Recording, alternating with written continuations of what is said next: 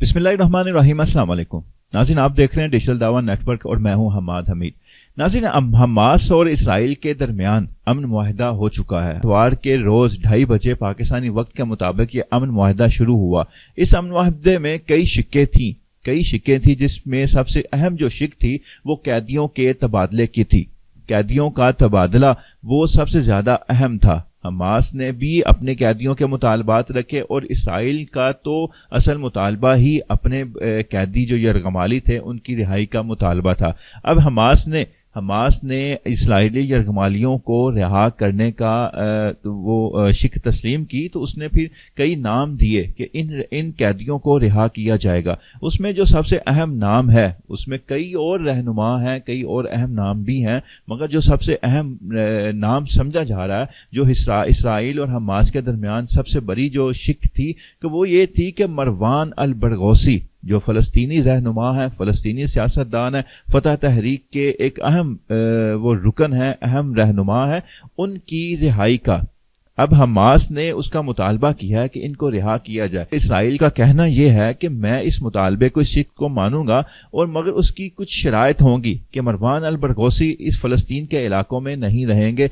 इनको किसी बाहर के मुल्क में या किसी फलस्तीन के इलाकों के अलावा किसी मुल्क में रहना पड़ेगा। मैं इस शख्स को फलस्तीन के इलाकों में बर्दाश्त नहीं कर सकता। नाज़रीन, ये शख्स कौन है? मरवान अल बरगौसी, जिसको फलस्तीन का अगला सदर देखा जा रहा है, जिसको फलस्तीन के अगले अहम तरीन रहनुमा के तौर पर देखा जा रहा है कि ये शख्स, और फलस्तीनी जिसको अपना फलस्तीनी नेल्सन मंडेला कहते हैं, फलस्तीनी नेल्सन मंडेला उसको मानते हैं, तो ये शख्स कौन है? ये 22 साल से ये शख्स इसराइल की कैद में है, मगर इसने इस वक्त के मौजूदा जो अमन मुआहिदा है उसमें भी अहम किरदार अदा किया है, जेल में रहते हुए भी। मरवान अल बरगौसी 1958 में फलस्तीन में पैदा हुए। मरवान की उम्र 9 साल थी कि जब उन्हें पहली ये फलस्तीन और इसराइल की जंग देखी, फलस्तीन और इसराइल की पहली जंग देखी, और फिर 15 साल में ही उन्होंने फलस्तीन की तहरीक में हिस्सा लेना शुरू किया और बाकायदा उसमें शमूलियत इख्तियार की।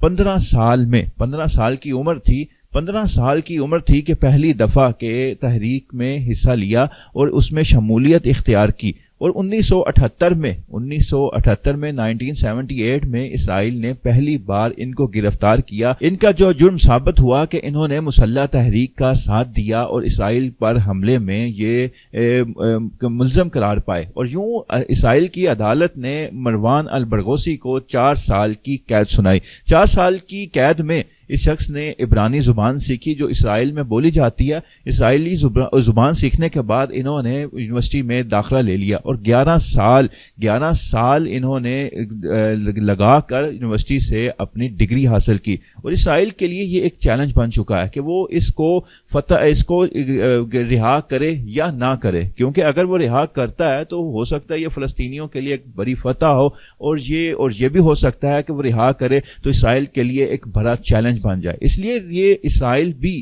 भी 2 हिस्सों में तकसीम हो चुका है। इसराइल के कुछ लोग कहते हैं, जो गवर्नमेंट के कैबिनेट के जो अरकान हैं, वो ये कहते हैं, कुछ कहते हैं कि इसको रिहा कर देना चाहिए, क्योंकि ये वो शख्स है जो मुसल्लह ग्रोह को मतलब कि उसकी आवाज को दबा सकता है और एक अमन की साइड पर लेके जा सकता है। इस तहरीक को मुसल्लह होने से बचा सकता है, और आइंदा ये अमन मुआहदे और बातचीत के जरिए, मुज़ाकरात के जरिए ये मामलात कंट्रोल कर सकता है। ये शख्स में ये सलाहियत मौजूद है। इसलिए वो ग्रोह कहता है इसको छोड़ देना चाहिए, रिहा कर देना चाहिए, ताकि ये फलस्तीन का मरकजी रहनुमा बने, फलस्तीन का सदर बने, और ये बातचीत और अमन के जरिए इस मसले का हल सोचे। जो बाकी लोग हैं वो इसको रिहा करने से इनकारी हैं। उनका कहना यह है कि ये शख्स हो सकता है मुसल्लह तहरीक में खुद शामिल हो जाए और इसराइल पर हमलों में ये शमूलियत इख्तियार करे। नाज़रीन, 1987 में इसराइल ने मरवान अल बरगौसी को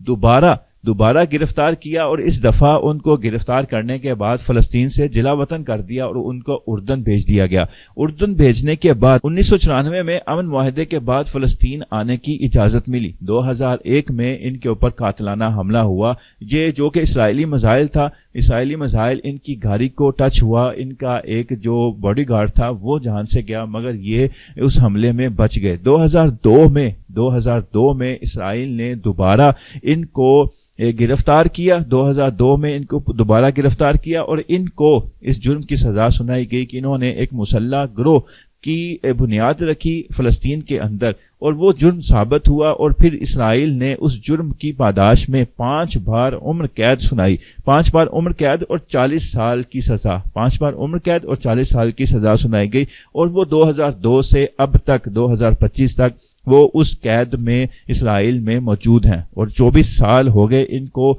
اسرائیل کی قید میں رہتے ہوئے۔ ناظرین، مروان البرغوثی اس چیز کو مانتے ہیں کہ اس مسئلے کا حل ٹیبل پر بیٹھ کر امن کے مذاکرات کے ذریعے کیا جا سکتا ہے۔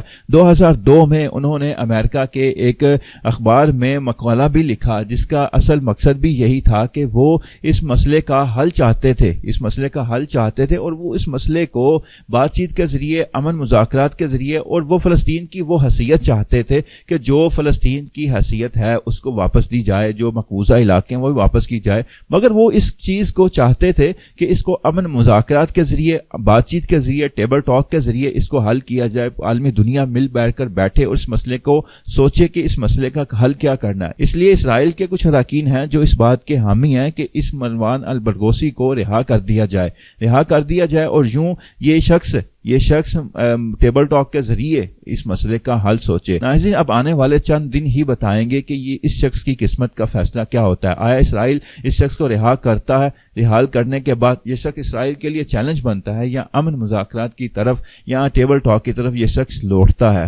تو یہ آنے والے دنوں میں ہی اس شخص کا فیصلہ ہوگا۔ اللہ حافظ۔